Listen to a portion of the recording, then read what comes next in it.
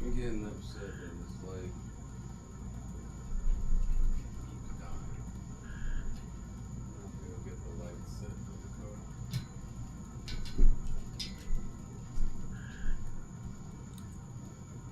Hold up.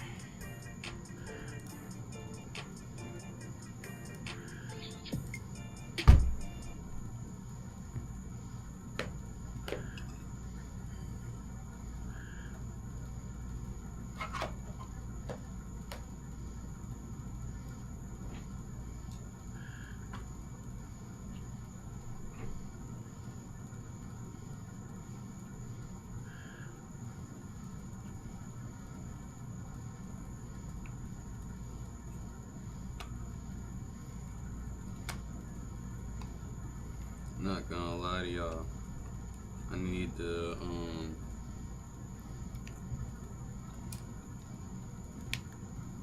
do what Ray does.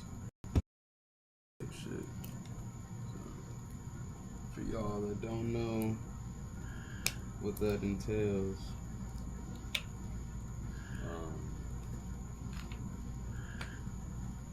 just know that means it's gonna be like another 5-7 minutes type thing. But I'm gonna figure out as I set this light what it is I'm gonna do to give y'all some entertainment while I do so.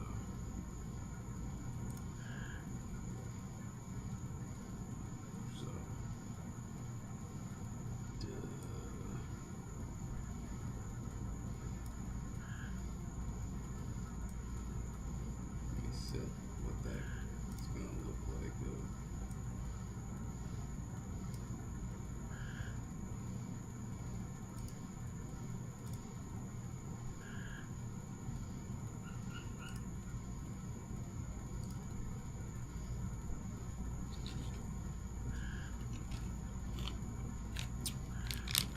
Also, welcome everybody.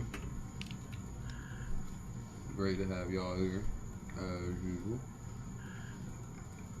And if you're new, welcome.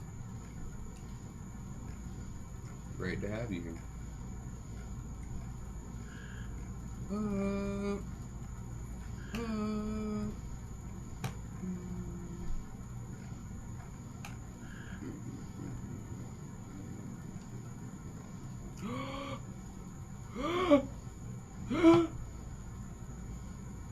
They put paper, paint, they put paint on, I've been waiting for this.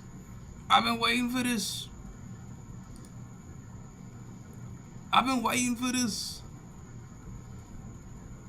Hold up. Oh, so this is what it's gonna look like. He's gonna have straight headshot type shit. Floating ray head today. We got a floating ray head today.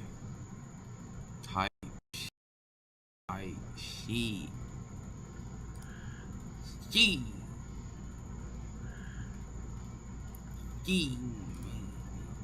Man.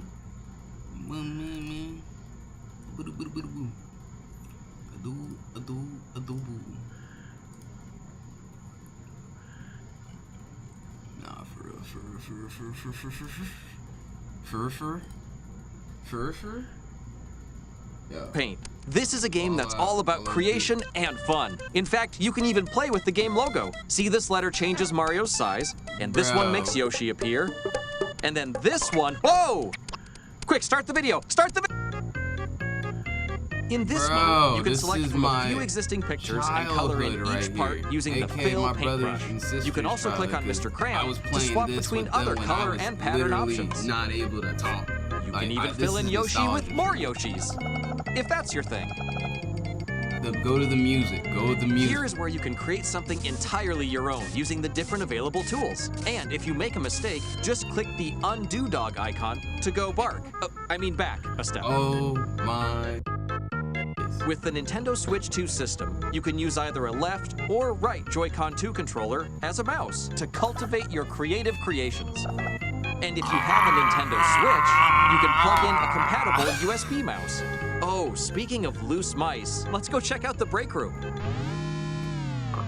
Welcome to the break room. Through the magic of neglect, our team converted a perfectly serviceable garbage can into a soggy, steaming pile of sickness. And, well, this is how you get flies. On the bright side, this is a great place to blow up some steam by slapping the proverbial paint off these bugs. Oh, how Just I used watch to out feel for this King game. Watinga. Literally. He's not in a good mood. The boss was a mean ass. What do you mean that's not funny? This mode is a great place to create game sprites this and other was my objects life one pixel at a when I time. was You a can kid. save up to This was 15 literally different life stamps for me. and even create larger objects by piecing them together. Fun fact, do you know why it says special stamp in the frame? If so, please tell me, as I didn't have time to check that before this video was due. Here you can animate your creations and really start to bring them to life. You can animate up to 9 frames before they repeat.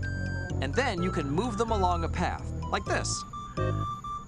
This was Hey, literally that looks pretty good. dope, But like, there's one more Photoshop thing we back should in the add day. before we're done. In this mode, you can select from 15 different sounds to help bring the song in your heart to the outside world. And yes, we do have a dog, cat, pig, goose, and baby as sound options. In this case, let's compose something for our favorite pharmacological plumber. I call this piece that one Dr. Mario song I found within the Mario Paint Player's Guide, or Fever for short. Now that we've combined all the elements, let's take a look at our That's completed how you scene. know I know that song. This looks great, so we're ready to save our work. Previously with Mario Paint, you had to visit this robot to save your finished creation. And you still can whenever you feel like jamming out to this sweet beat. But with a Nintendo Switch Online membership, you can now utilize different suspend points to preserve 4 completed masterpieces. True, that's smart. Mario Paint That's has some smart. catchy music, and you can enjoy those tunes on the Nintendo Music app, as those tracks will hit the service at the same time as the release of Mario Paint. Speaking of that, does anyone know when all this stuff will go live? Say now. Just tell me now. Thanks, Mario. Yeah!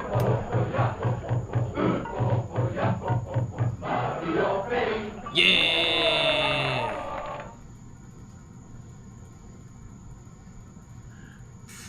That was fire.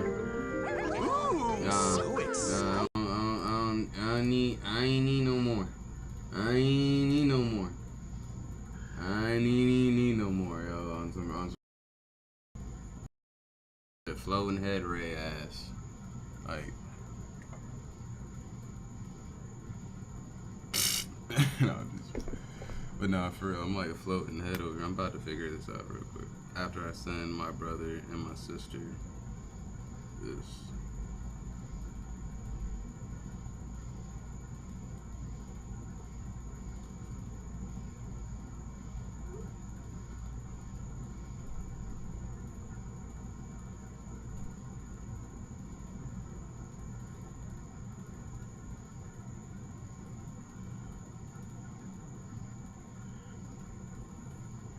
Now, they said that was for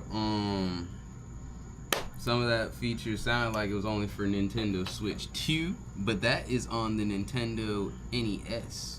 So I'm gonna expect to be able to play that when I go to bed tonight. I ain't even capping. I ain't even capping with you. If I ain't able to play that tonight, y'all gonna see me ranting and raving on some late night post shit. Like, no cap. Now, where am I gonna mount camera so that way y'all aren't just floating? Floating. Hold up. Oh wait, no. Oh no. Oh no. I need help. Send help.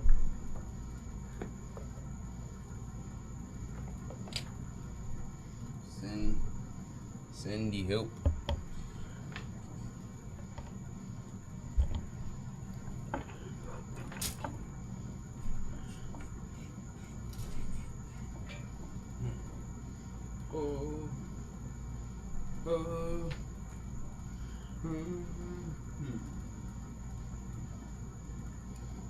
I do have a tripod left in here. Yes, we do.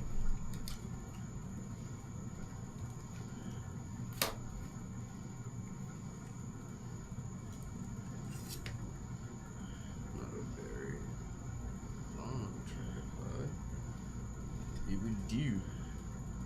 Shall do. That'll do, donkey. That would do.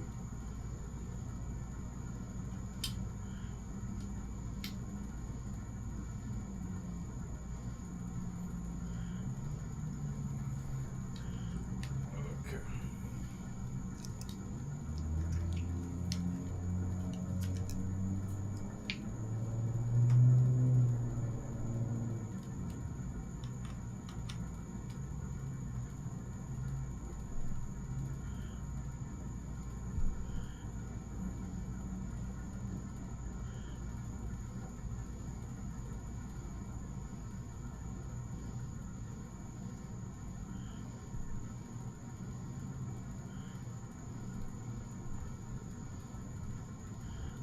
That way I'm not just, floating ass head. Like, that looked kind of crazy.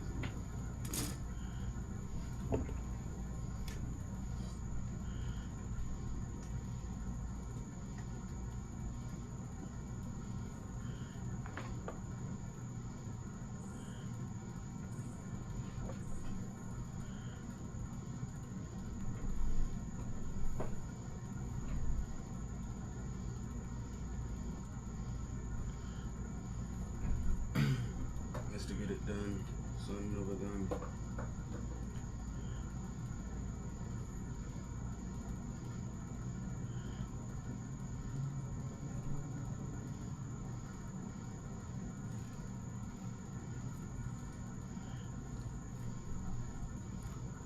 Mr. Pills on the blue. Mr. Blue. Yeah. Who are you? I mean, Some like I was born in the Black Lagoon.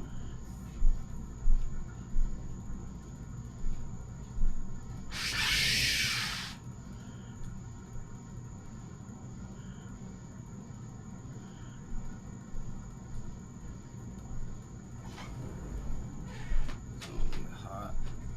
It's gonna get hot with those lights. It is so gonna get hot with these lights on.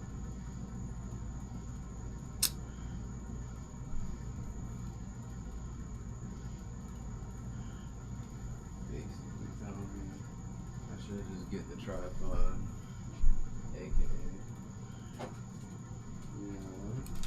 I just thought about it. I can turn this into a tripod.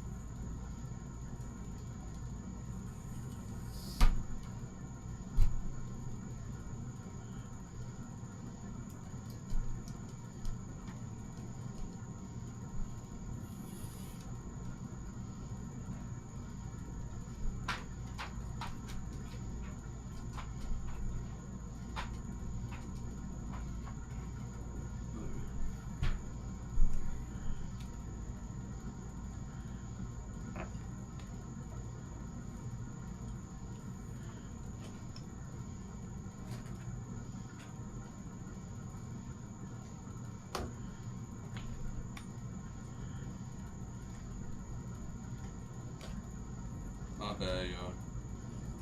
There we go.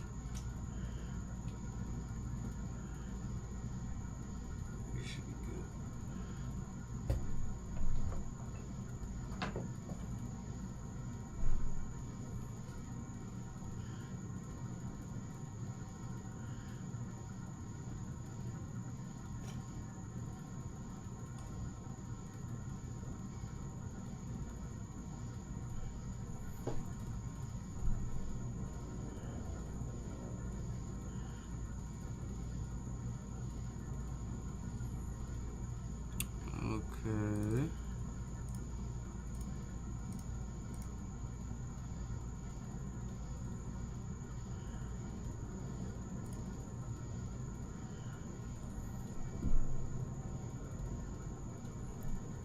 Alright, Cam Link.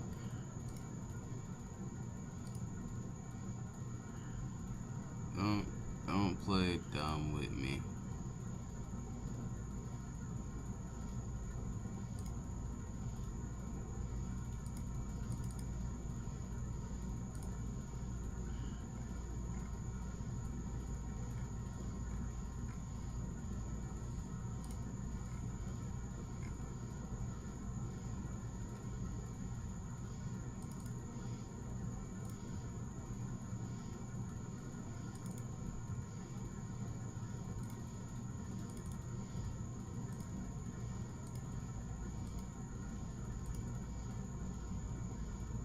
Come on, all I did, watch, I'm gonna unplug it and it's gonna just go back to working.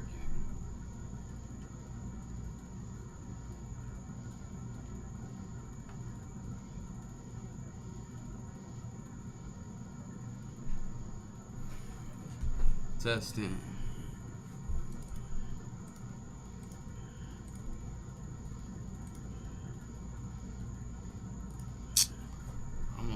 Plug it and then watch. It's gonna crash OBS all because of it. Right. Oh, thank God. Okay, bet.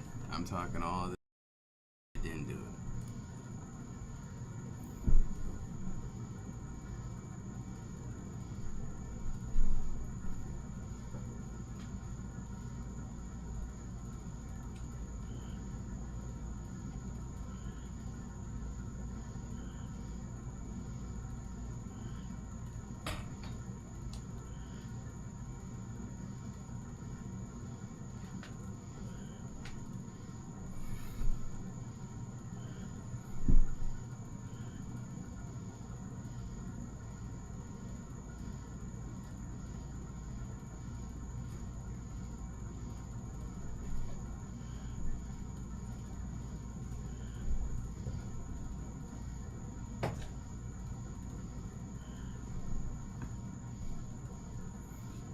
Okay, because I don't gotta stare directly at the camera necessarily. Okay. Wow.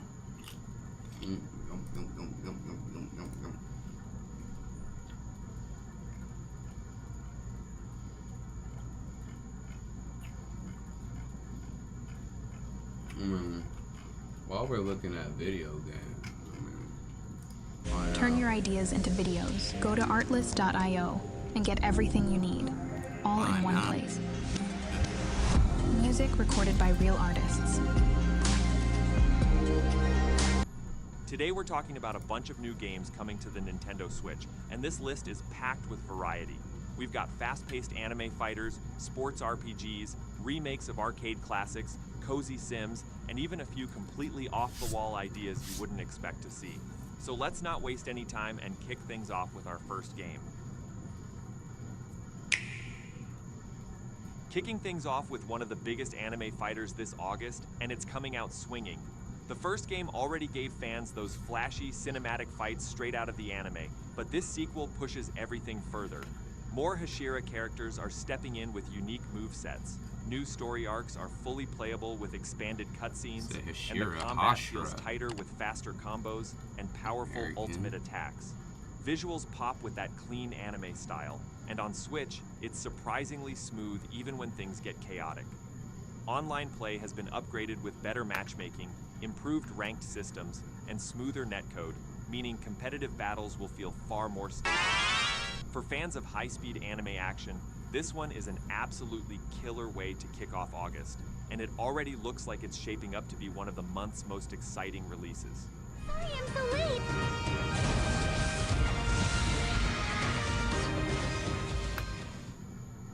Next up, we've got one of the biggest returns in sports RPG history. Inazuma 11 has been gone for a while, but Victory Road is finally bringing back that wild anime-style soccer action. You can build a team from over 5,000 Why characters, it looks so each with clean? unique skills and crazy special moves that look like they came straight out of a Saturday morning cartoon. The story mode focuses on a new hero's journey, while the Chronicle mode lets you relive epic moments from past games, making it feel like a greatest hits collection for longtime fans. Matches are faster and flashier, with improved controls and better camera angles to make plays feel more intense. On top of that, online modes let you test your dream team against players worldwide with ranked matchmaking and special events. That's fine.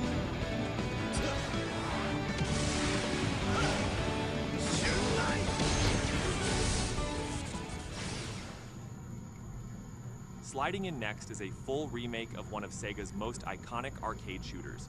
This isn't just a touch-up, it's a complete rebuild with modern visuals, improved controls, and reworked audio while keeping that chaotic rail shooter energy intact. Every level from the 1998 classic returns with updated enemy behavior and tweaked boss fights, making familiar encounters feel fresh again. The Joy-Con support allows for fast, responsive aiming, giving you that classic light gun vibe without the old hardware. Co-op is still here, letting you blast through hordes of undead with a friend in classic arcade fashion. Whether you played it decades ago or you're new to the series, it's pure zombie blasting chaos that feels right at home on Switch.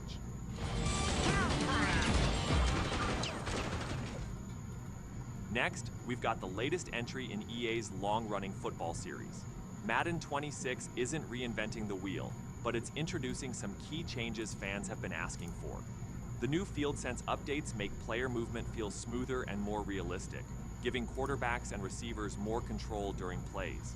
Franchise mode has been given extra depth, with improved scouting and team management options that add a bit more strategy to building your dream roster.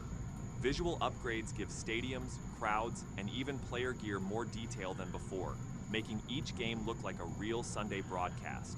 Online modes are back and feature refined matchmaking for more competitive matchups. If you're into NFL games, this year's entry is shaping up to be one of the most polished versions we've seen on Switch yet. Hey, none of these games got anything on Mario Paint. The fact that Mario Paint got released today for Imagine being Nintendo able to build Online anything is the hypest just by thing thinking about it. low-key of my Meet life. Base 44. And some people say it's Sliding in not saying next it's is not, the but to me long-awaited that's saying return a of lot. a classic Sega icon. Shinobi Art of Vengeance brings back that fast, stylish ninja action with a fresh, hand-drawn art style that looks incredible in motion. You take on the role of Joe Musashi once again, using a mix of katana slashes, kunai throws, and snap, powerful my ninjutsu pixelated techniques to scene dismantle still enemy works. forces with precision and speed.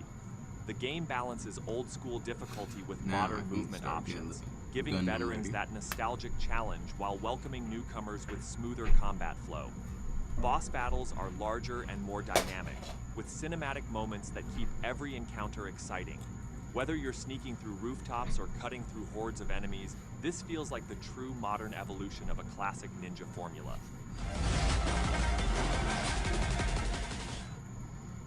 Next on the list is a throwback to one of the most stylish space operas ever made. Based on the classic manga and anime, Space Adventure Cobra, The Awakening mixes fast-paced shooting with cinematic storytelling in a way that feels straight out of the 80s, but with that modern brings back polish. memories. You play as Cobra, the iconic space pirate, using his signature psycho gun The to blast through enemies and no, tackle wild, NES over-the-top bosses. Levels was feature this. varied environments, from neon-lit It looks space so stations to alien landscapes, each packed with secrets and flashy set pieces. Combat is designed to be quick and responsive, leaning into arcade roots while adding light RPG elements to keep things fresh. If you're into retro sci-fi action with a modern edge, this one's going to scratch that old school itch in the best way. Oh, facts. Big facts.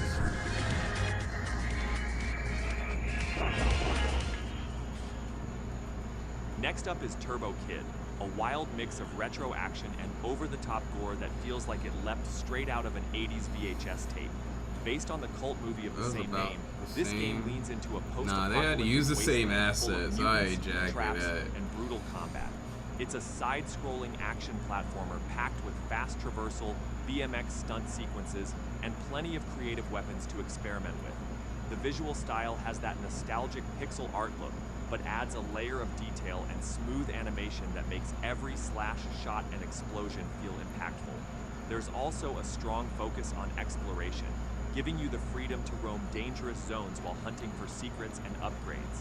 It's quirky, violent, and stylish in all the right ways, making it stand out among this month's releases.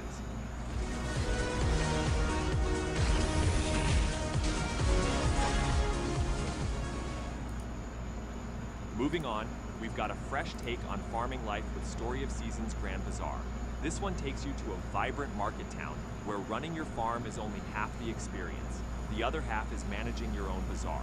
You'll grow crops, raise animals, and then set up shop to sell your goods directly to townsfolk and travelers, creating a unique cycle of farming and trade. Yo, is the game screen leans into frozen social on y'all's interactions, end? letting you build relationships with neighbors and even customize your market stall. Or is for it better lagging? profits.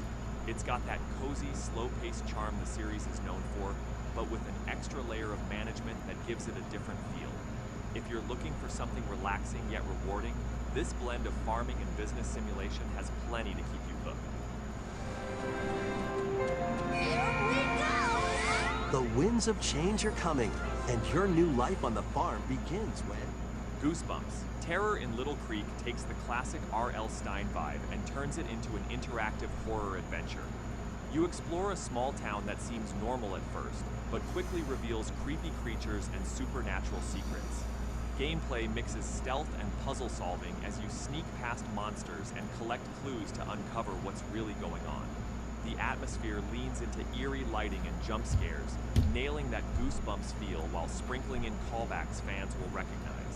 A branching story lets you make choices that affect how events play out, giving it some replay value. Okay. It's a short but spooky ride that mixes nostalgia with a fresh dose of tension. Next up is The Nightling, an open-world action adventure that mixes classic swordplay with a charming fantasy world. You start as a small-town squire armed with little more than a shield and a dream, gradually building your skills and gear as you explore a land full of castles, dungeons, and dangerous creatures. Combat leans on timing and positioning, rewarding well-placed parries and quick counterattacks, while traversal gives you freedom to roam and discover hidden secrets. There's a light RPG layer with skill upgrades and equipment customization, letting you shape your own approach to battles. Visually, it strikes a balance between stylized and grounded, with vibrant environments and smooth animations. Whether you're hunting down hidden treasures or taking on massive bosses, it aims to capture that classic adventure feeling with a modern edge. We pretty much take it all. Fridges and dishwashers and dressers, drawers, couches, mattresses, bed frames, Drag X Drive switches things up with a futuristic spin on competitive wheelchair basketball, built entirely around accessibility and high-speed team action. Matches are 3-on-3 and move fast, with boost mechanics, wall jumps, and high-tech courts that make every play feel dynamic. Instead of traditional movement, you use advanced propulsion systems to zip around, block shots, and pull off insane aerial passes. The controls are designed for quick pickup play, but have enough depth to reward coordination and teamwork. There's also an online league system with ranked play and seasonal events, aiming to keep the community engaged well after launch. It's a different kind of sports game, focusing on creativity and momentum, giving Switch players something fresh in the competitive scene.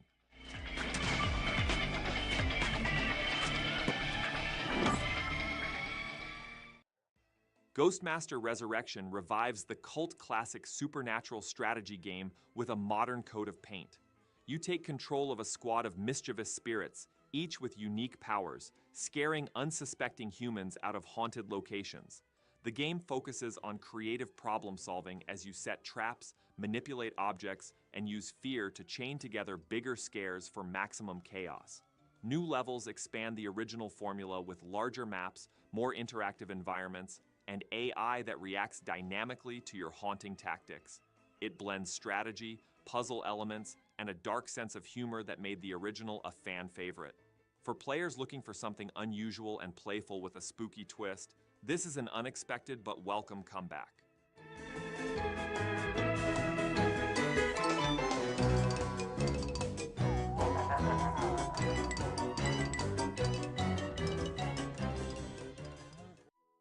Slope Crashers brings arcade-style snowboarding back with a colorful and chaotic twist.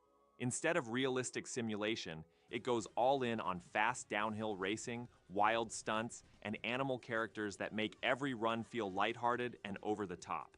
Courses are packed with shortcuts, interactive obstacles, and big ramps built for flashy tricks, encouraging you to take risks for higher scores. There's a full single-player mode with unlockable boards and outfits, as well as online multiplayer for competitive races with friends or random players. The controls are simple enough for quick pickup play, but have a layer of depth for chaining tricks and perfecting runs. It's all about speed, style, and having fun on the slopes without worrying about realism.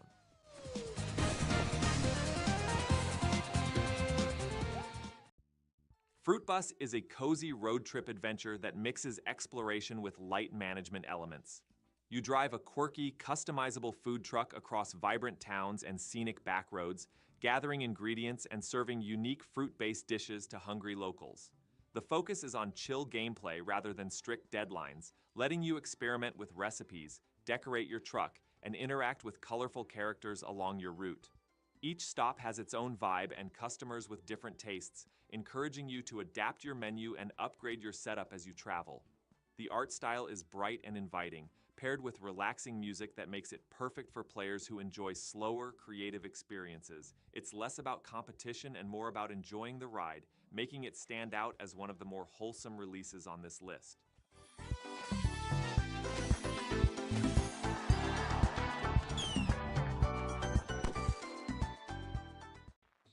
Wander Stars is a turn-based RPG with a distinct 90s anime aesthetic and a clever twist on combat. Instead of selecting static moves, you combine words to create attacks, resulting in unique effects and strategies each turn.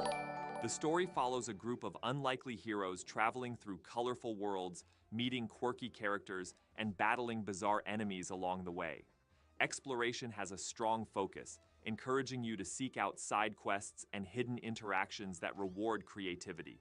The art style blends vibrant anime influences with a retro flair, making every location feel like it's pulled straight from a classic Saturday morning cartoon.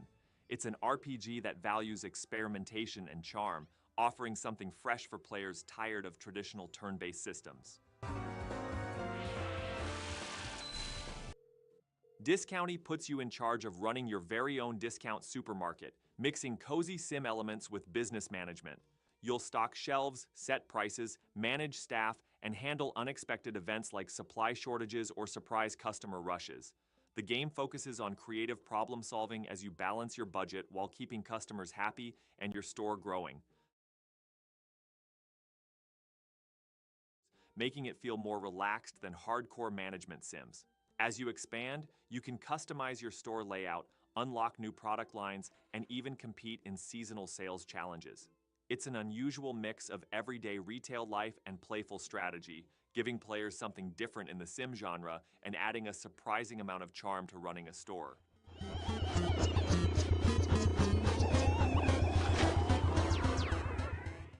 And that's our list of new games coming to the Nintendo Switch. If you enjoyed hanging out with us and want to see more lists like this, hitting the like button and subscribing really helps. But most importantly, thanks for watching, and we'll see you next time.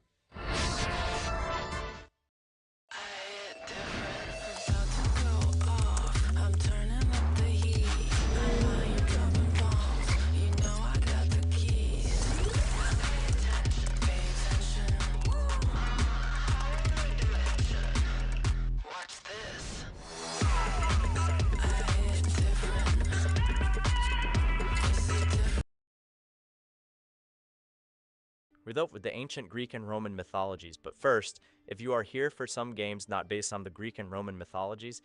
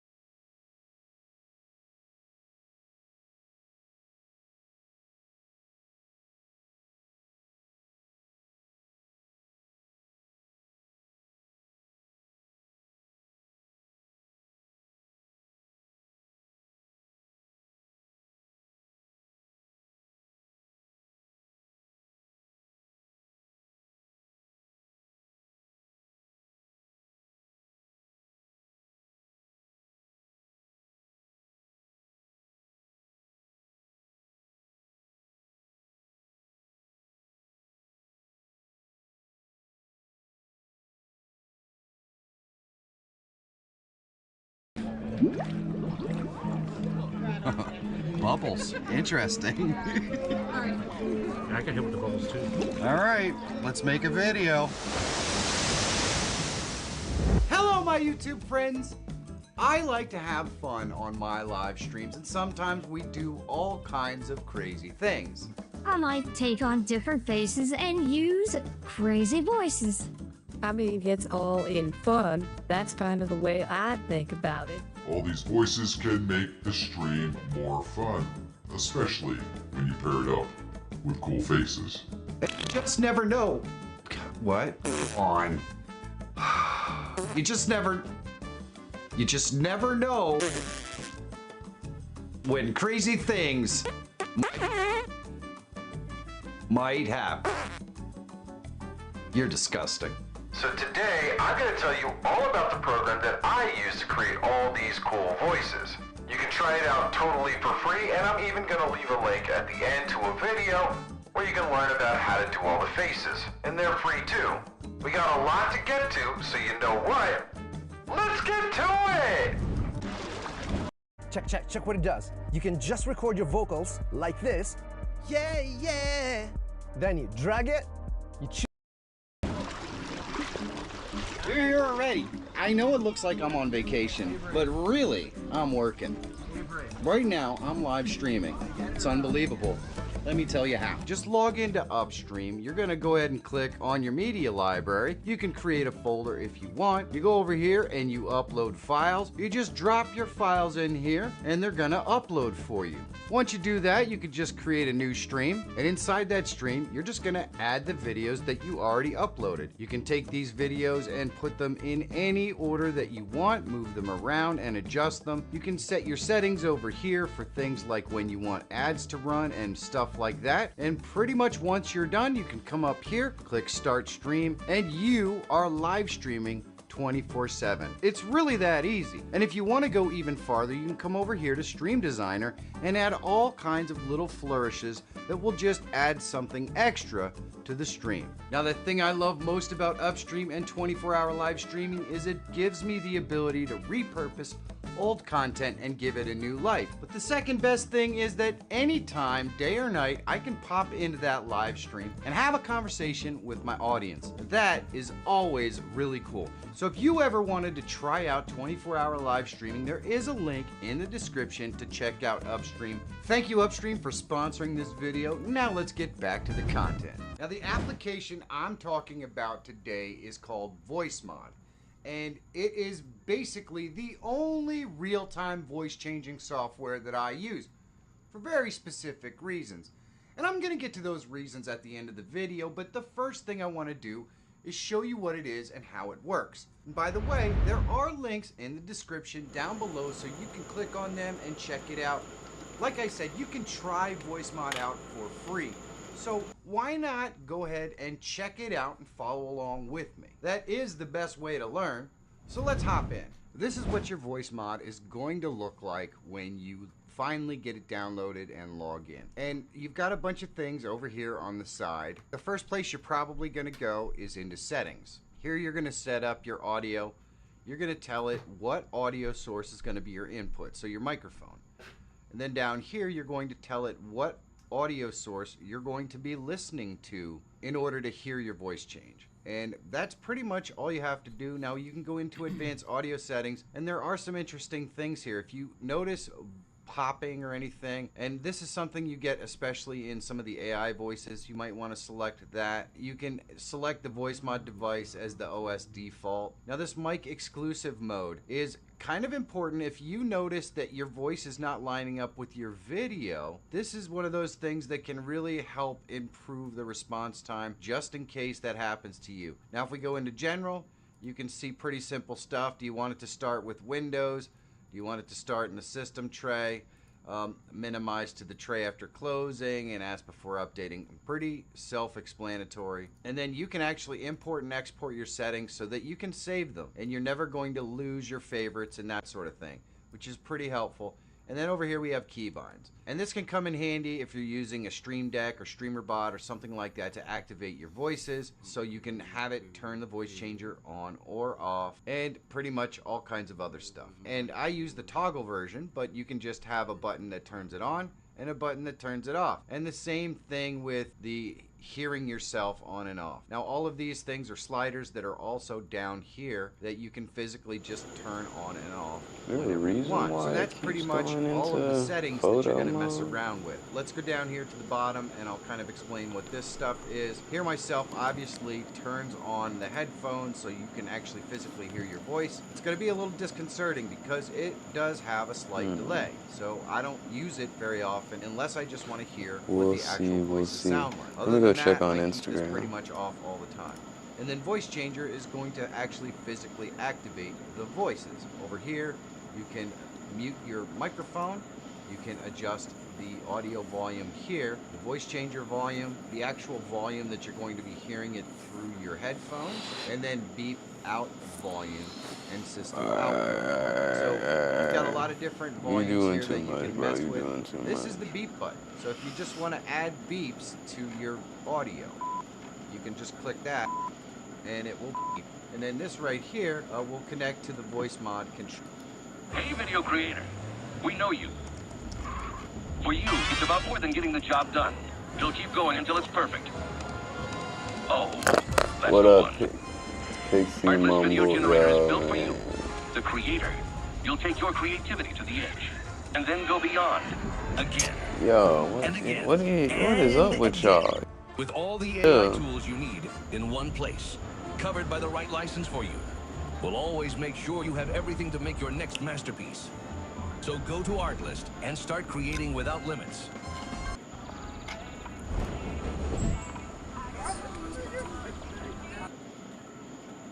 Alright.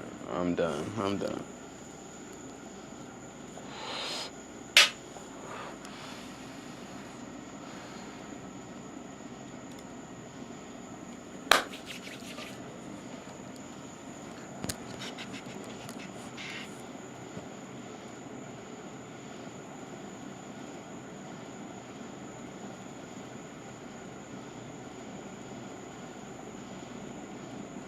Let's fix the white bottom.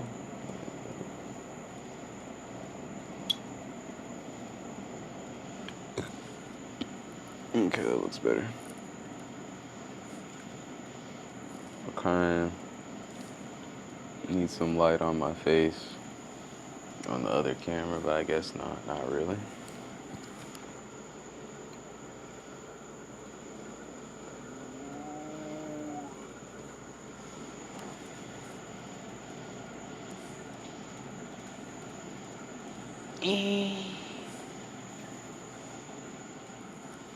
Oh, there's an open charger right here, so I guess.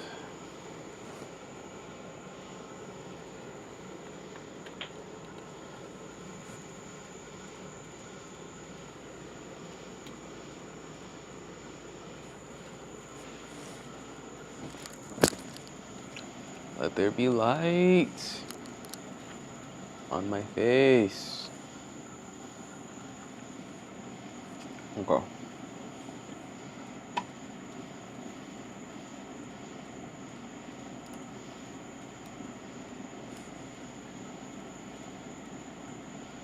Now, I can have music playing or something playing on my phone while I do this, aka my glasses.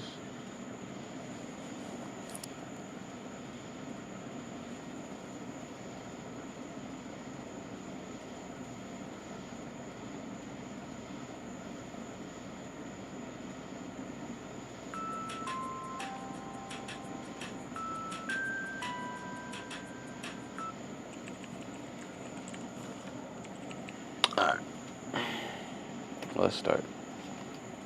You were never taught how to use your own power. That wasn't an accident. From the moment you could speak, you were guided away from it, told to sit still, and lie, and trust systems that knew nothing about your inner world.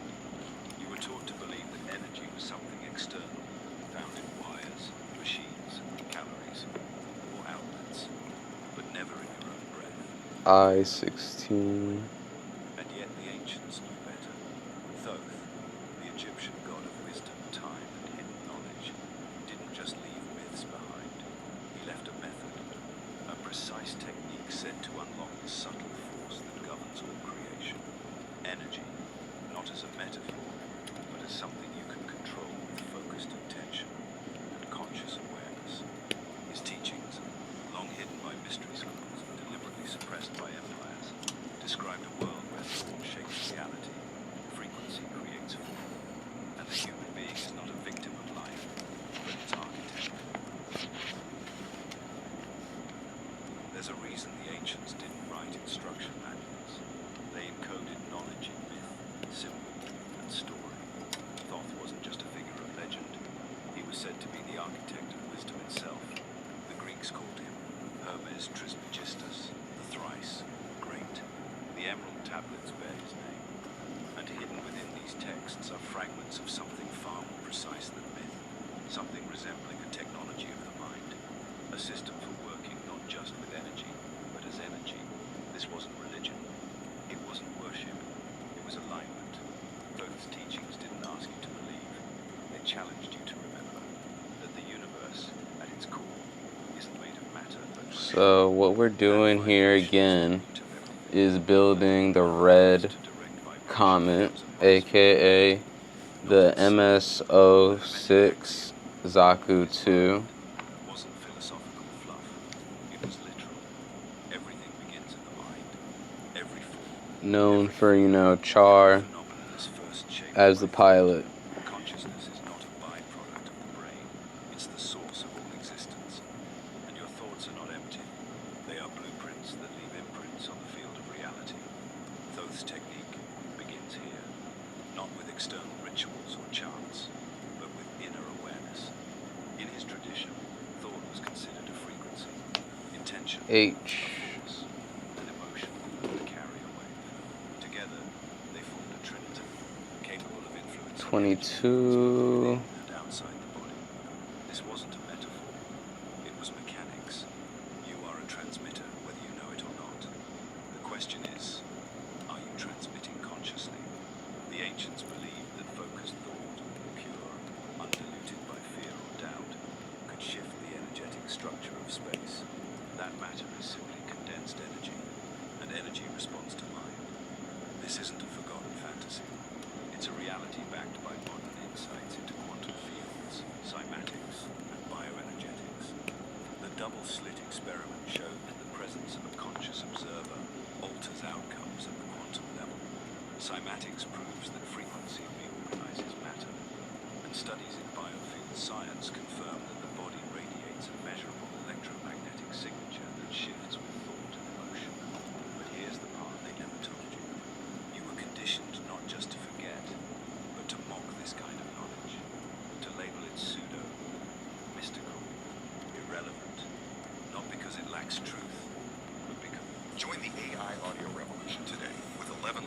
scale audio platform.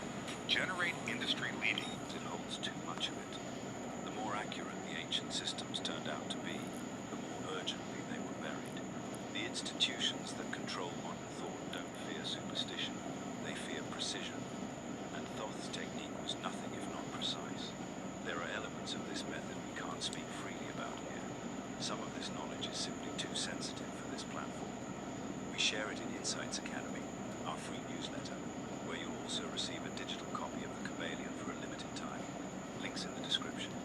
Because this blueprint wasn't made to be followed blindly, it was made to be remembered. And once you begin to remember, the world you thought was solid begins to soften. Suddenly, your thoughts no longer feel random. Your breath begins to feel like a current. Your body stops feeling like a container and begins to feel like a receiver. The way you speak, the way you move, the way you direct your awareness, they all begin to reveal their true function, to command energy. You stop asking for life to change and start realizing you are the one changing it. So why was this hidden? Why were the teachings of Thoth sealed away in symbols and secrecy? Not to keep them from you, but to keep them from being misused. Because in the wrong hands, power becomes control, and in the right hands, it becomes liberation. This is why ancient initiates were tested before being given the teachings, not to gatekeep, but to ensure readiness. And now, those teachings are surfacing again, not in temples or tablets, but in your own remembering. You're not discovering them, you're uncovering what was always there. G 32. Hoped, feared, dreamed. You were broadcasting something into the fabric of reality itself. We've been trained to believe thought is invisible, that it happens in some hidden space between neurons, safe, abstract, and harmless. But thought is energy. And energy, by its nature, moves, vibrates, and interacts with everything it touches. When Thoth said all his mind, he wasn't being poetic.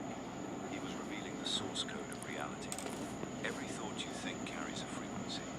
The quality of that frequency depends on your emotional state, your level of focus, and your subconscious belief systems. A passing thought filled with fear vibrates low, chaotic, and weak. But a concentrated thought, fused with calm certainty, vibrates coherently and can influence the electromagnetic 26 field and around you. 25. You are not just thinking inside your skull. You are creating subtle distortions in the energetic field that surrounds your body, what modern science now calls the biofield. Your mind doesn't end in your skin. It radiates. And this isn't just mysticism. It's measurable. EEG scans show brainwave frequencies fluctuate based on your thoughts and states of consciousness. Heart rate variability reveals how coherent emotional states, like gratitude and clarity, affect the heart's electromagnetic rhythm. That rhythm, in turn, influences the brain. It's a feedback loop, thought influencing feeling, feeling influencing energy, energy influencing thought. When they align, your internal system enters a kind of resonance, and your influence on the outer world becomes stronger. This is what Thoth knew. This is what was stripped from modern education, replaced with memorization and external validation. The ancients may not have had machines, but they had observation. They understood that when someone thought clearly with intention, their presence changed things. Crops grew better, sickness shifted, space felt different. Temples were built not just as places of worship, but as amplifiers of frequency. Every pillar, every shape, every sound was designed to manipulate energy. Sound chambers in Egypt weren't just echoing, they were tuning. And what was being tuned? You. But the most potent instrument of all wasn't stone or geometry. It was you, the human system. A complex energetic organism, capable of transmitting and receiving vibrational information. Your breath modulates the system. Your voice projects it. Your intention directs it. When you learn to align these elements, your thoughts stop being passive and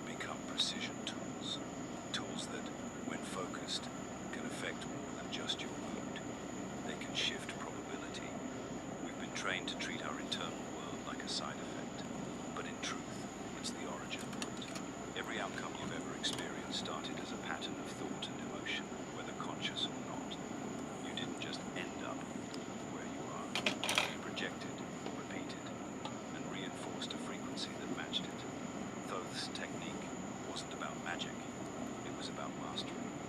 Mastery of that internal frequency generator we've been taught. Wait, I thought I didn't need... A person who realizes their thoughts shape their world becomes dangerous, not to others, but to the systems that depend on passivity. When you begin to consciously direct your attention, energy follows. And when energy follows, matter rearranges.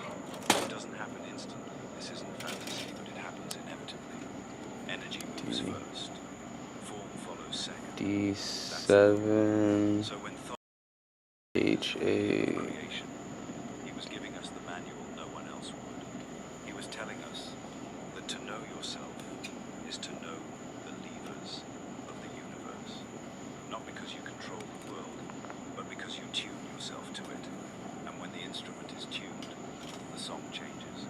We've been told to change the world by force, but the ancients knew better. The subtle always leads the gross. The invisible always directs the visible. And if your thoughts can move energy, and energy builds form, then the question isn't whether you're shaping your life, it's whether you're doing it consciously. You were born aware, sensitive, tuned in. As a child, you felt the world more than you understood it. You could sense tension in a room before a word was spoken. You stared at sunlight, fascinated by how it danced through dust. You imagined things, real things, and spoke to the invisible. That wasn't imagination. That was perception, raw and unfiltered. You hadn't yet been taught to block it out. You hadn't yet been told which senses were real and which ones were nonsense. But the system was patient. It didn't need to fight you. It just needed time. School came. Not the learning kind, the conditioning kind. You were taught to sit still, speak only when spoken to, follow the schedule, and silence your inner world. Creativity became a subject, not a state of being. Curiosity became a liability. You stopped asking why. You stopped listening to your body. The bell told you when to think, when to move, when to stop. The lessons were less about math or language and more about obedience and rhythm, training your nervous system to respond to external command. And energy, that wasn't part of the curriculum. Not the kind we're talking about. Sure, they taught you about fossil fuels and electricity, but not the bioelectrical field of your own body. Not the electromagnetic frequency of your heart. Not how your breath modulates your energy field. Not how stillness sharpens perception, or how intention carries vibrational impact. That kind of energy was left out on purpose, because if you learned to direct your energy, you wouldn't be easy to direct yourself. Instead, the system replaced awareness with noise. From school, you moved to the media, cartoons, flashing lights, fast edits, algorithms designed to hijack your focus and scatter your attention. You were never taught how to control your thoughts, but you were fed millions of images designed to control them for you. Consumerism became culture. You learned to seek satisfaction from what you could buy, not what you could feel. You weren't taught to breathe. You were taught to scroll. But let's be clear, this isn't a glitch in the system. It is the system, because a person trained to ignore their energy will always feel like something's missing. And that gap, that subtle ache, is what drives you to consume, obey more, and question less. You stop looking in and start looking outward for answers, never realizing that your own frequency has been hijacked. This is the brilliance of the system. It doesn't chain your body, it scrambles your signal. Think about it. Why is meditation a luxury instead of a basic skill? Why is breath work considered an alternative when it's the foundation of your nervous system? Why are the most effective energetic practices hidden behind spiritual cliches or buried in cultural stereotypes? It's because they work. They don't require apps, pills, or subscriptions. They can't be monetized, patented, or taxed. And worst of all, for those in power, they make you self-sufficient. A person who knows how to regulate their energy can't be manipulated by fear.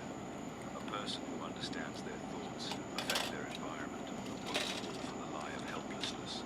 Someone in tune with their own frequency can feel the truth behind words and the deceit hidden in smiles. That's dangerous, not because it leads to rebellion, but because it leads to sovereignty. You become the author of your experience. The script no longer writes you. You begin writing it.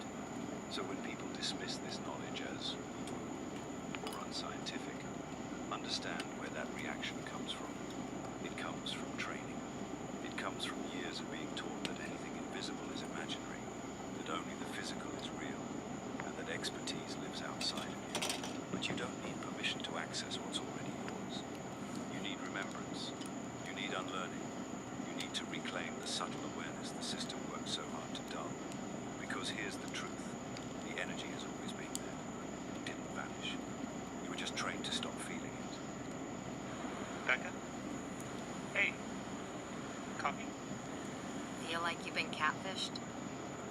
There's an edible for that. Get all kinds of deliciousness delivered right when you need it at edible.com.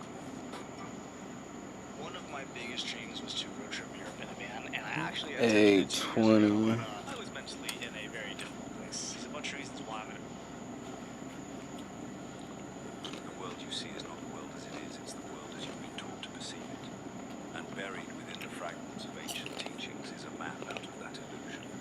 The Hermetic texts, attributed to Thoth under his Greek name Hermes Trismegistus, were never meant to be religious scripture.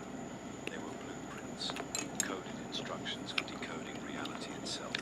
But to the untrained eye, they look like poetry. To the indoctrinated mind, they seem like mysticism. That was the point. So below, as within, so without. You've heard the phrase, maybe even quoted it. Thanks, Xeon.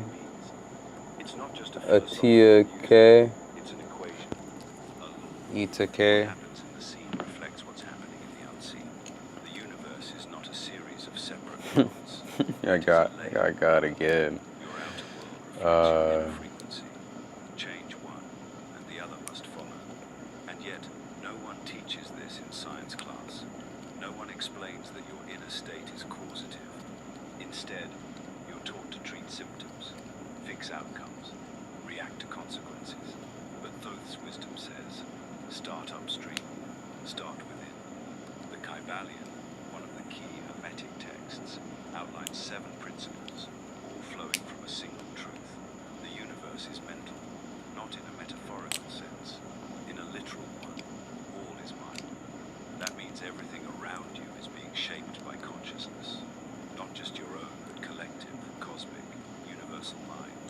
This isn't ego-driven creationism, it's participatory alignment.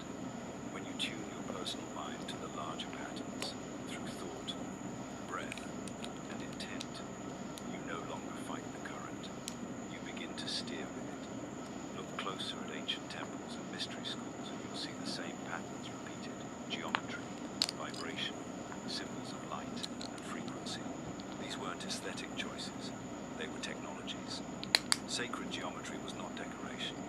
It was energetic architecture. Every angle, every ratio, every proportion was chosen to resonate with the human body, to amplify its field, to create coherence between the structure and the being inside it. These temples weren't built to impress the gods. They were built to tune humans. Even the language of alchemy, transmutation, purification, inner gold, was never about turning lead into precious metals. It was about turning the dense human into the luminous one. It was about refining energy through will, balancing the polarities within, and becoming a conscious vessel for the divine. That divine wasn't separate. It was the frequency of life itself, accessible through disciplined awareness and vibrational alignment. And all of this was hidden in plain sight, not because it was too complex, but because it was too powerful. If knowledge is power, then Hermetic wisdom is the code for self-mastery, and self-mastery dismantles dependency. If you no longer need permission to be well, if you no longer rely on external validation for meaning, if you can generate clarity, strength, and connection from within, then what can they sell you? What can they control? That's why these teachings were diluted, obscured, and eventually ridiculed. That's why the Kybalion is considered fringe, while conformity is called education. But truth doesn't vanish. It waits. It weaves itself into symbols, hides behind phrases, and waits things for eyes that can see again. And if you've come this far, you're already beginning to remember. Because deep down, part of you knows this isn't new information. It's old truth resurfacing. Familiar not because you read it, but because it was always there, coded into your body, your breath, your knowing. You don't need to understand every symbol or memorize every law. You just need to feel what's real. And when you do, the Hermetic principles stop being theory. They start becoming the lens through which you see everything. You stop reacting to life and begin reading it. The chaos becomes rhythm. The fear becomes signal. And you realize Thoth didn't come to mystify the world. He came to show you how to read it. Hold up. Science, at its core, is meant to be the pursuit of truth. But when truth begins to challenge control, it gets quietly redirected, sanitized, categorized, discredited. You were told that anything ancient is unscientific, that if it can't be measured, it can't be written. But what happens when science begins to validate the very principles that were once mocked as mysticism? Suddenly, the line between ancient wisdom and modern discovery begins to dissolve. What was once called magic starts to look a lot like forgotten science. Quantum physics doesn't contradict hermetic law. It confirms it. The double-slit experiment proves that the act of observation changes the behavior of particles. In other words, the presence of consciousness alters the outcome of reality. That's not philosophy. That's measurable. The observer effect isn't a theory. It's a doorway. It tells us that mind doesn't just experience matter, it interacts with it. And what Thoth said thousands of years ago, that thought shapes form, is echoed by physicists today, even if they don't always say it out loud. Scalar energy is another thread that bridges ancient knowledge and modern science. It's this simple to get your dream body. Get this app called FitBod and go to workout settings to set your preferences. If you want to build muscle, choose build muscle mass. If you want to get stronger, choose build strength. It'll tailor your workouts based on what you want to do. Doesn't move in waves like traditional electromagnetic fields. It's non-linear, 0 point, and capable of penetrating solid matter without I resistance. forgot to be recording. Sound familiar? That's the kind of energy Thoth described. One that exists beyond the visible, beyond space and time, influenced by intent and alignment. It's the energy The thing I haven't started that yet. responds not to machinery, but to Barely. consciousness. The reason you don't hear about scalar energy in mainstream physics isn't because it lacks potential. It's because it has too much.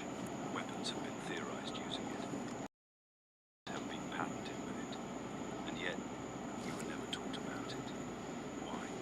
Because if energy can be influenced by thought, and if healing can occur through coherence, and if the body is not just physical but vibrational, then medicine changes. Then power structures built on disease, dependency, and suppression start to collapse. And make no mistake, these systems are not built to empower, they're built to perpetuate themselves. Empowered people don't just think differently, they live differently. They don't buy what they don't need. They don't obey what doesn't resonate. They don't fear what they can understand. Even cymatics, the study of how sound frequencies shape matter, shows us that vibration is not abstract. It is form. Sound creates structure. Gee. Certain frequencies produce order. Others produce chaos. When you speak, your words aren't just sounds.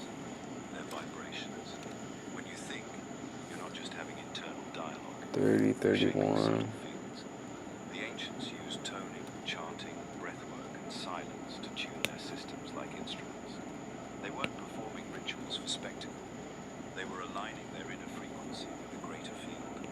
Today, we call this alternative. But there's nothing alternative about truth, only forgotten. You see, the real divide isn't between science and spirituality. It's between open inquiry and institutional control. True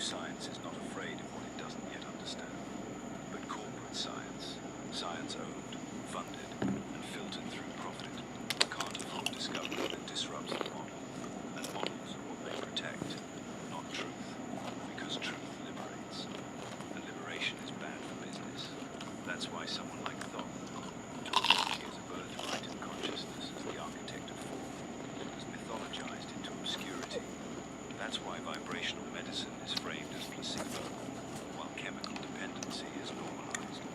That's why you were taught that thinking is passive and matter is dominant. Because if the opposite were accepted, the entire hierarchy collapses. The lab coat becomes a tool, not a throne.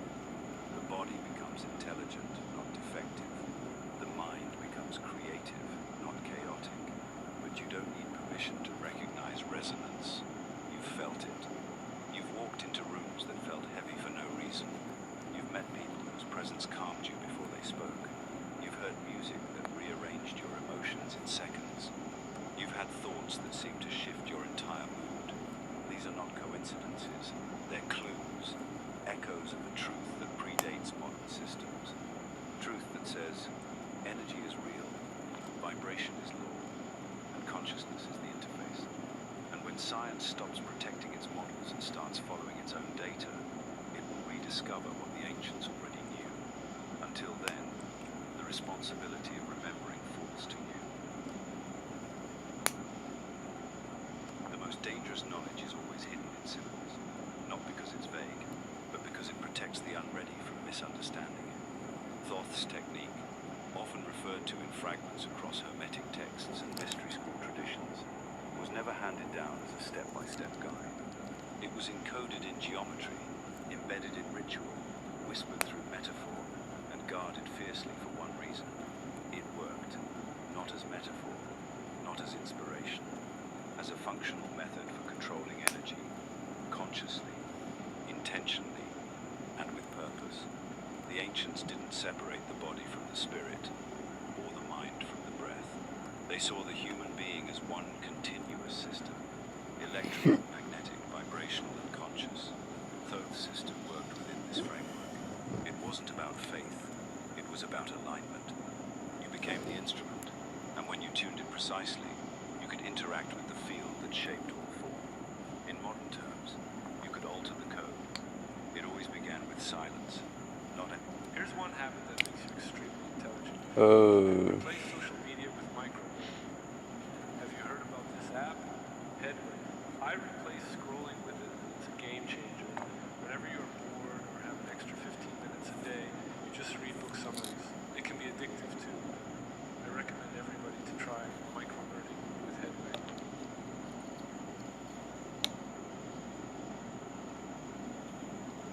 Extra confidence from a green print plan. Extra know-how from our people. Extra is our ordinary at Regents. Absence of noise, but absence of interference. The body had to be still, the breath unforced, the mind clear, not emptied, but directed. The ancients didn't suppress thought, they mastered it. The first layer of this technique was about coherence. If your mind and body are in different places, your field is scattered. If your emotions are reactive, your signal is unstable. So the first phase was internal alignment, bringing breath, awareness, and emotion into synchrony. This wasn't spirituality. It was preparation, like tuning strings before music. Then came intention, not vague wishing, not affirmations. Intention in the Hermetic sense meant concentrated will, a single, focused frequency of thought, held without contradiction. Emotion wasn't just present, it was the power source. You didn't just visualize, you felt it. You generated a coherent inner experience so strong that the energy field began to respond as if it were already real. The ancients knew that reality bends first in the unseen. Voice and breath were the tools of projection. Chanting wasn't random, it was a way to vibrate the body, to activate internal frequencies that aligned with the field. Breath modulated the nervous system, grounding the frequency in physical form. Every inhale was a pull of energy. Every exhale was direction. When harmonized with thought and feeling, it became a transmission, subtle but far from weak. And what was this technique used for? Not control in the way modern minds interpret it, not for manipulating others. It was used to influence the self, the environment, and the probabilities around you. Health, clarity, emotional mastery, even the magnetism that draws people or events. These weren't left to fate.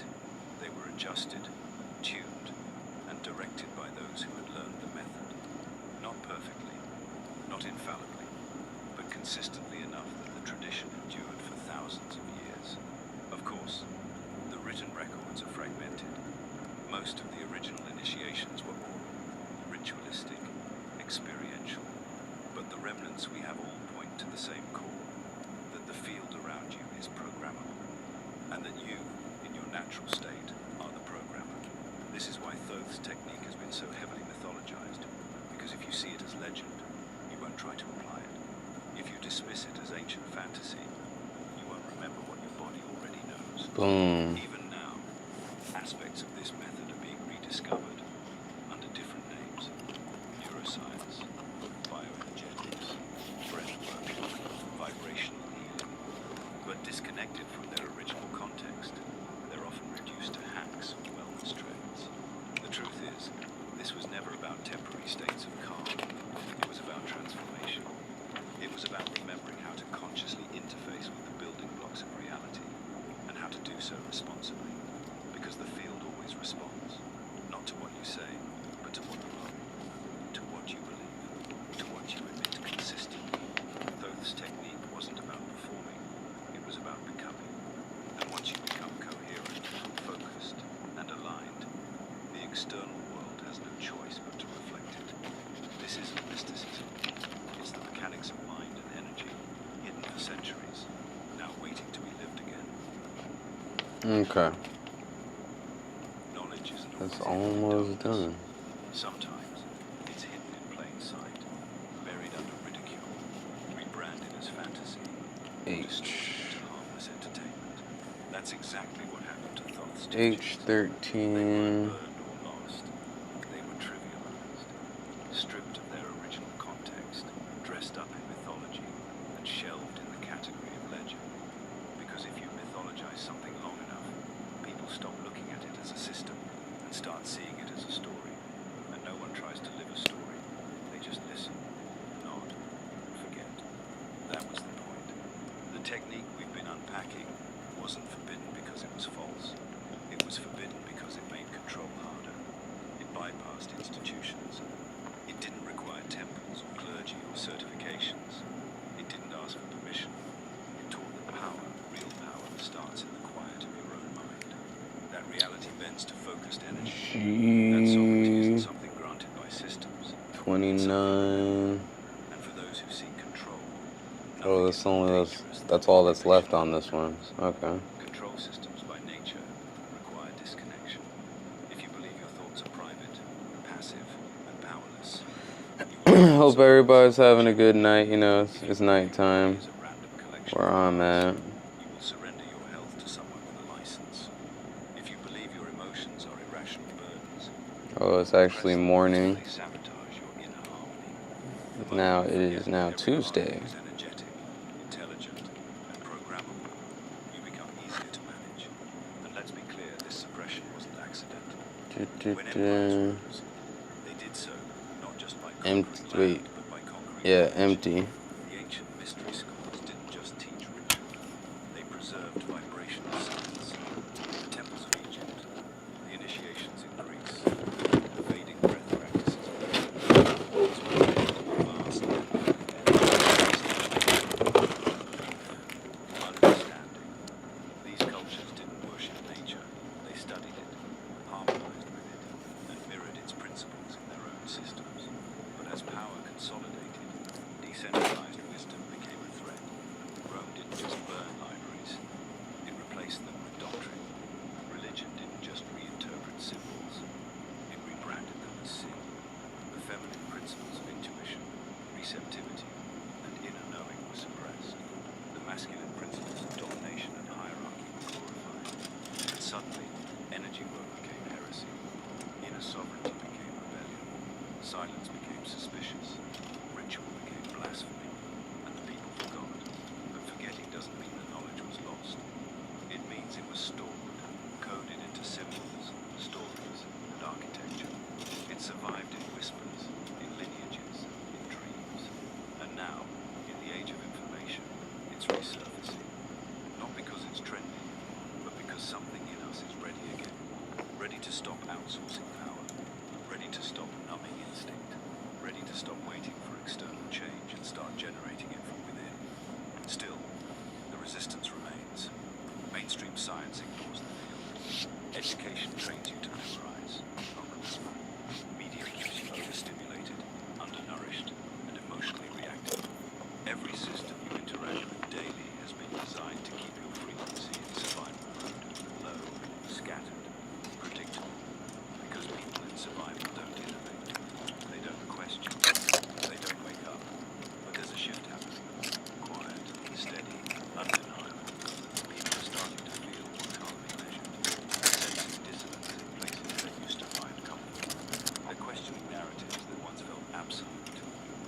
discovering that the thing they were told to dismiss, their inner sense, their energy, their alignment, is the very thing that changes everything. That's why the technique was forbidden. Not because it doesn't work, but because it does. And when you apply it, when you align your mind, your breath, your attention, you stop participating in the old story. You stop being a passive node in someone else's program. You begin creating your own. Not with force, but with frequency. Not by escaping the world, but by retuning how you move through it. The truth was never lost. It was only silenced. But silence, like stillness, is just waiting to be heard. At some point, the question shifts from, is this real? To, why did I ever think it wasn't? That shift doesn't come from proof, chance, or credentials. It comes from experience. From the moment you sense that subtle click inside yourself, when the noise fades, the breath deepens, and you realize you're not observing life, you're generating it, not through brute force, but through alignment, through clarity, through a presence so still, it begins to pull reality toward it. That's when remembering becomes undeniable. That's when you stop looking for magic and start moving like it. This isn't about becoming something new. It's about belonged, the programmed doubt, the conditioned fear, the inherited shame around your own power. You don't need to become enlightened to use energy. You already are energy. The only difference between someone who influences the field and someone who doesn't is awareness. The field is always listening. The only question is whether you're speaking to it deliberately or unconsciously. Reclaiming your power starts with this. Accepting that you've always had it. That the subtle sensations you once dismissed, those gut feelings, those flares of synchronicity,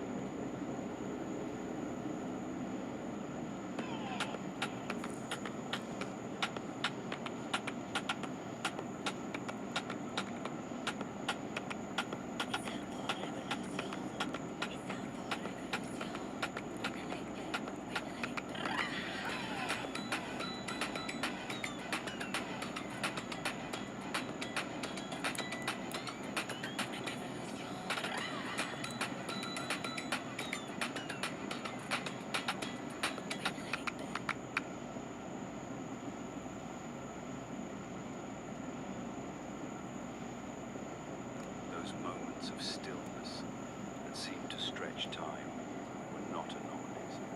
They were your signal peeking through the static. The system trained you to call that intuition coincidence, that clarity a fluke, that alignment luck. But what if it's the default? What if you've just been trained to tune it out? When you reclaim that channel, everything begins to change. Not instantly, not dramatically, but consistently. The way because you're aware of vibration. The way you think becomes more intentional because you understand that thought is transmission. The way you move through the world becomes less reactive, more resonant, and people feel it.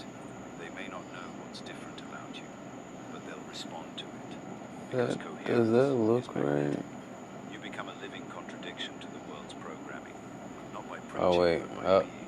I went ahead too far. When others are lost, empowered without needing to overpower. That's the silent revolution. One coherent individual radiates more influence. H21. Not because they control others, but because they've stopped being controlled by themselves. And you don't need to master everything. You just need to get quiet enough to listen, to breathe intentionally, to observe without reacting, to think in frequencies, not just concepts. The mind wants complexity. The field responds to simplicity. Alignment over effort. Awareness over knowledge. Presence over performance. But if there's ever been a time to start, it's now. Because while you're remembering, others are too. There's a ripple moving through the collective.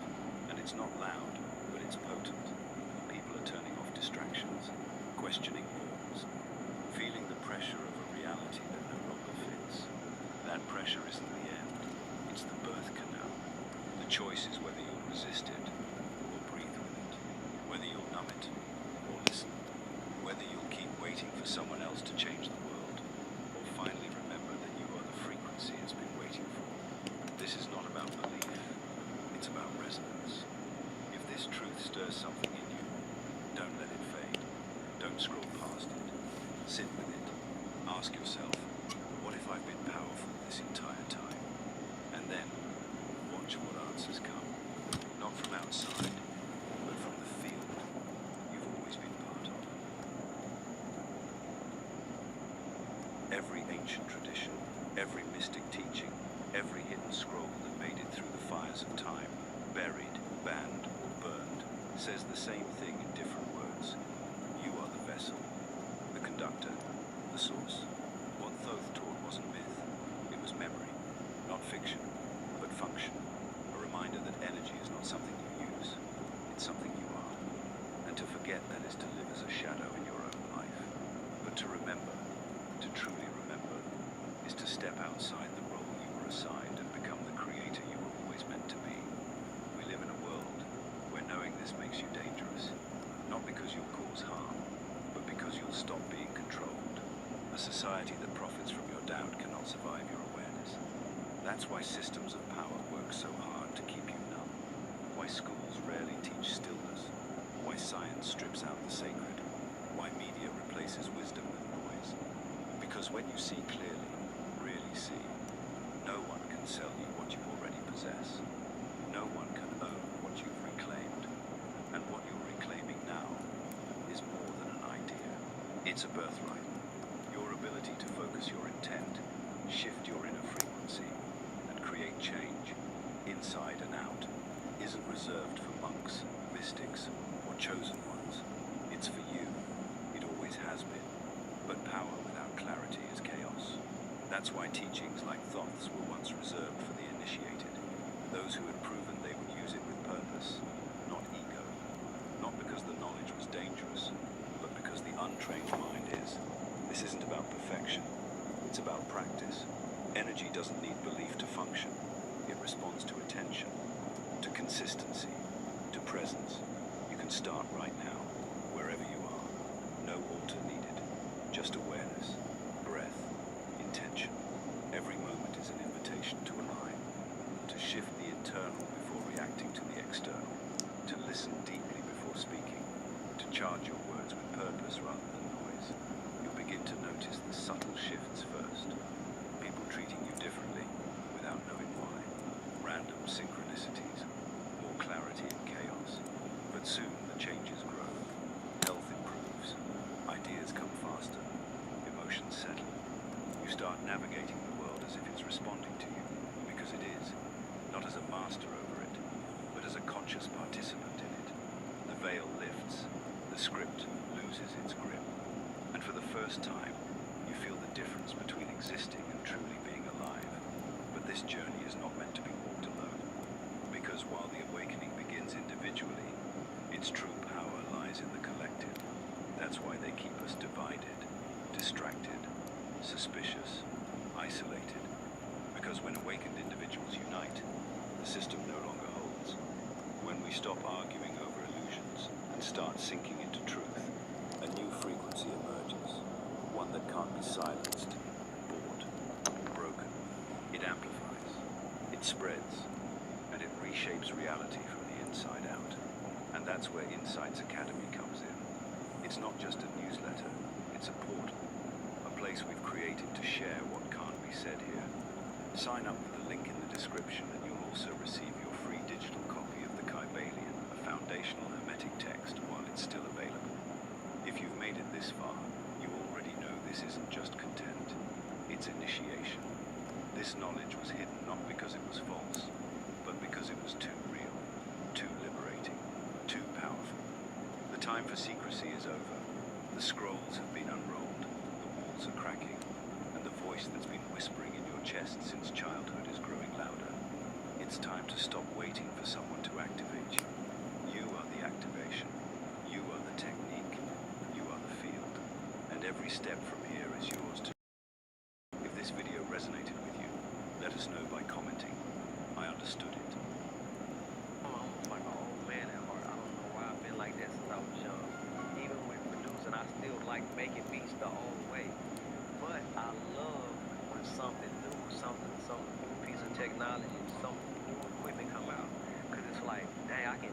that to add to what I do, and it'll make, it'll make me that much bigger or better. This right here helps me to, expand and think outside What of what I the do.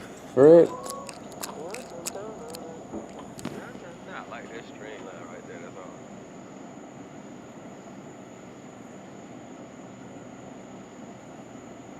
You gotta My be. great-great-grandfather came through Ellis Island. Mine too. Timothy Overson III. Found out you're related to your spouse? There's an edible for that. Get all kinds of deliciousness delivered right when you need it at edible.com. That's a horrible commercial.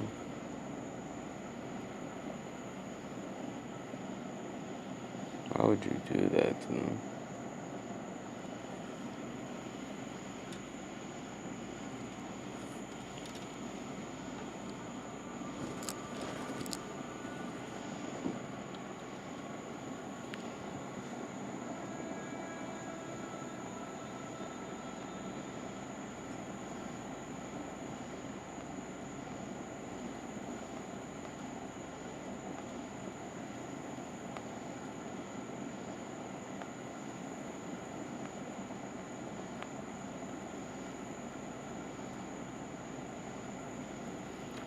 Okay.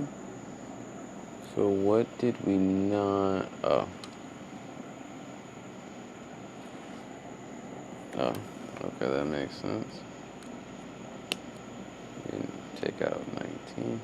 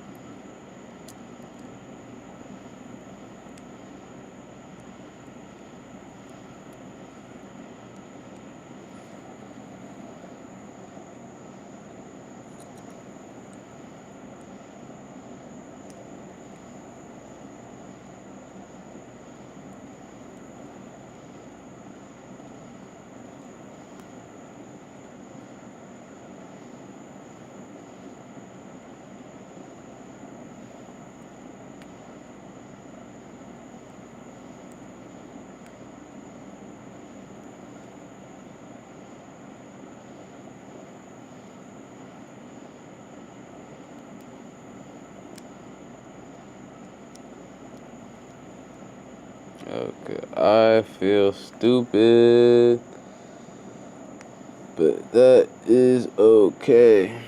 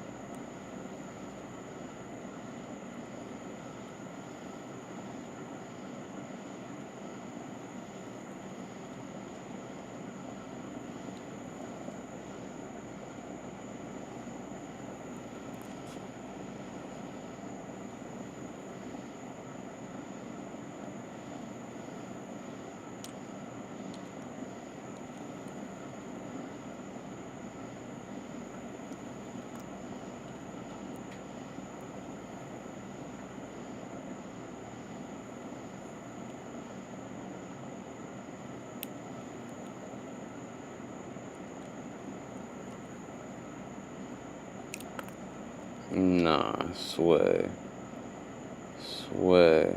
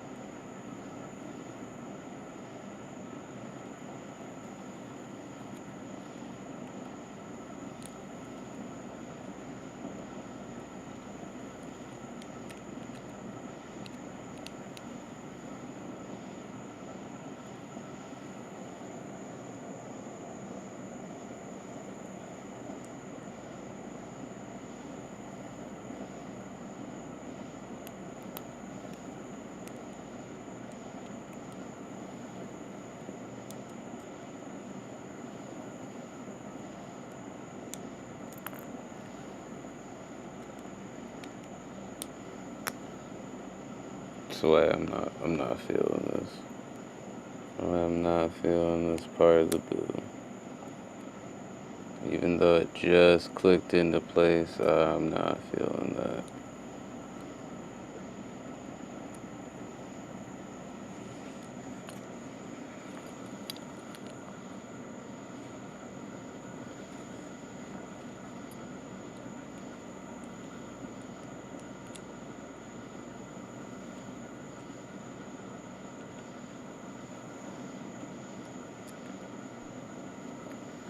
That was beyond ridiculous.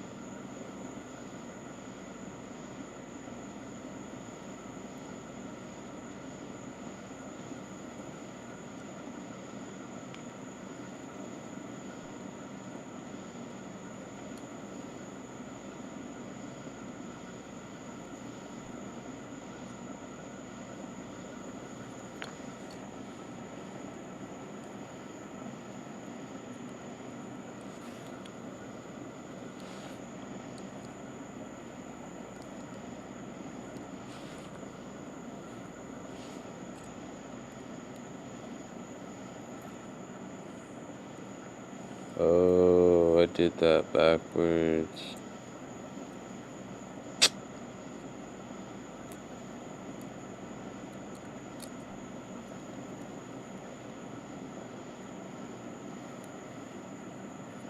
Cause I see now.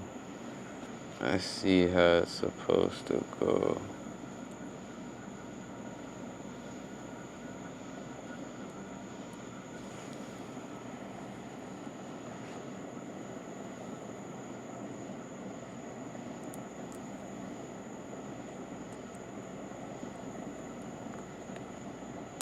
This was the one I did first. Like, what the fuck?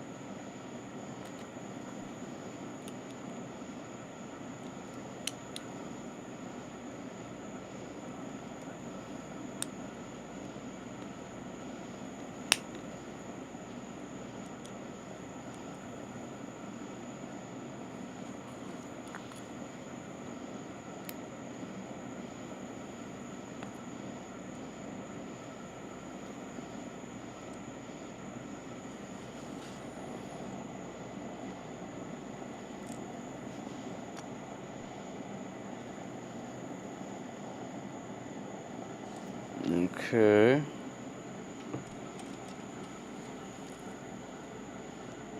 H 24 and 25.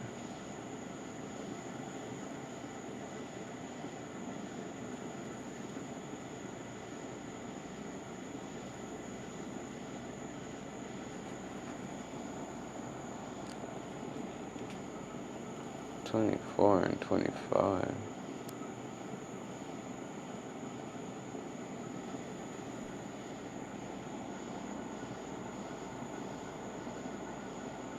Oh, I. That's why.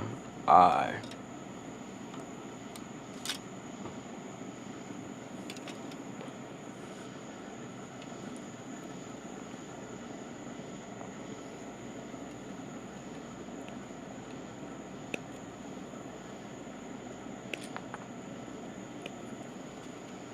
Dun dun dun dun dun dun dun dun dun dun dun dun dun dun dun dun.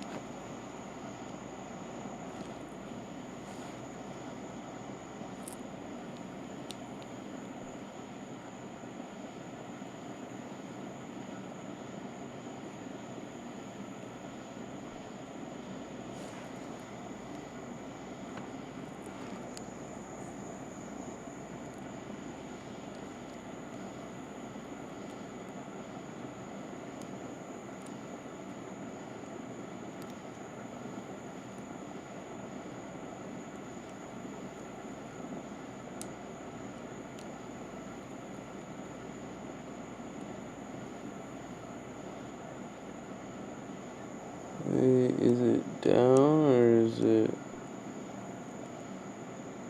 Okay. Bingo.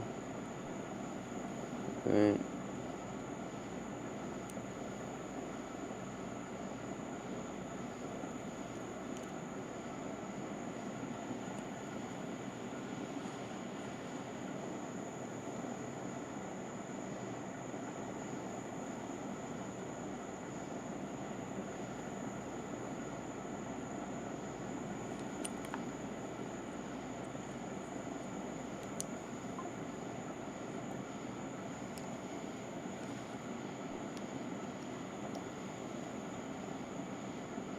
Hold up. Get jiggy.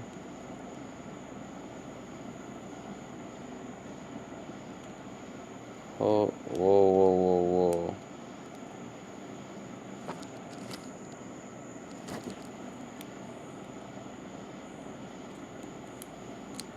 They're trying to cut the lights out on me.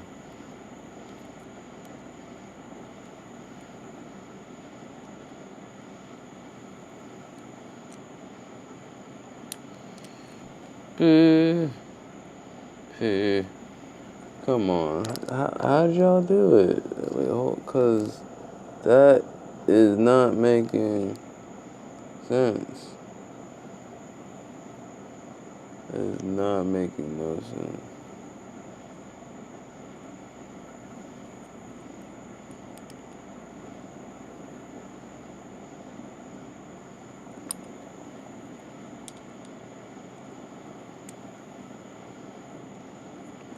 Make it make sense, bro.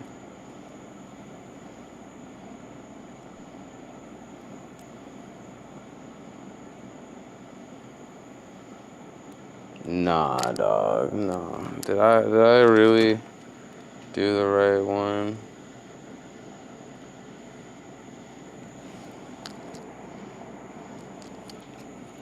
$24.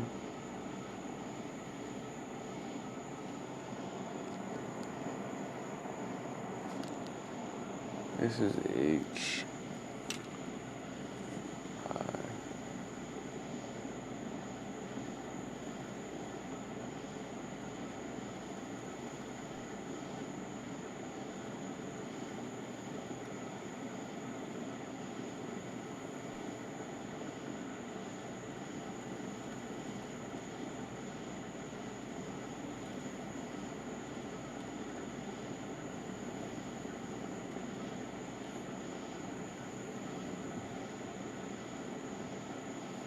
Yeah.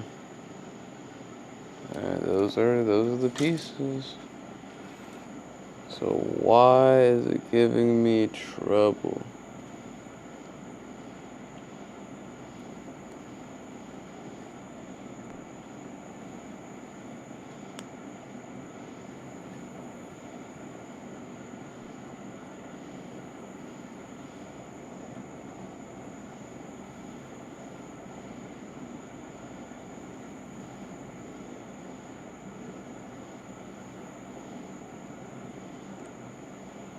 Yo, is this supposed to be on the other side?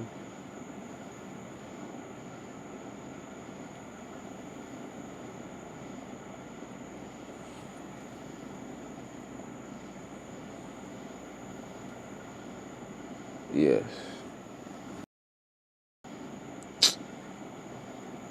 Oh.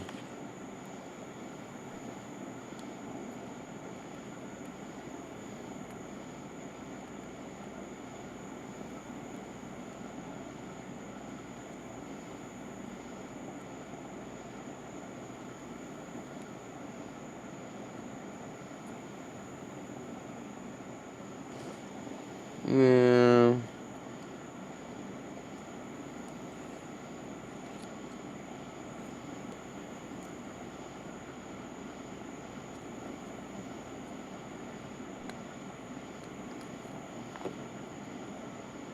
You know how far back we gotta go just to do that.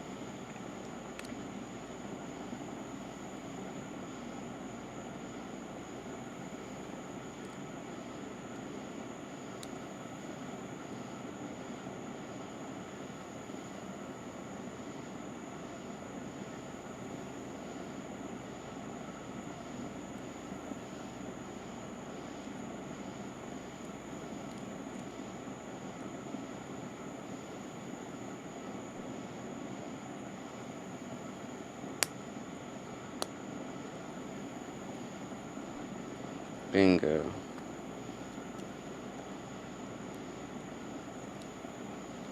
This better make this easier.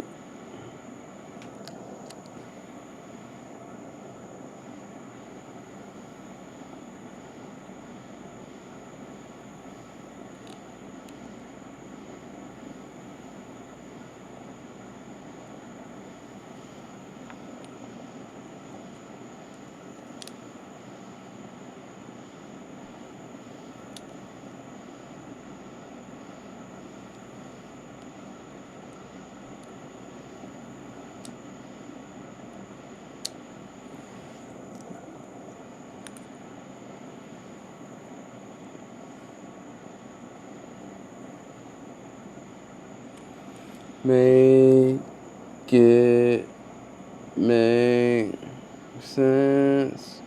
Facing it towards me, just like I see in the picture.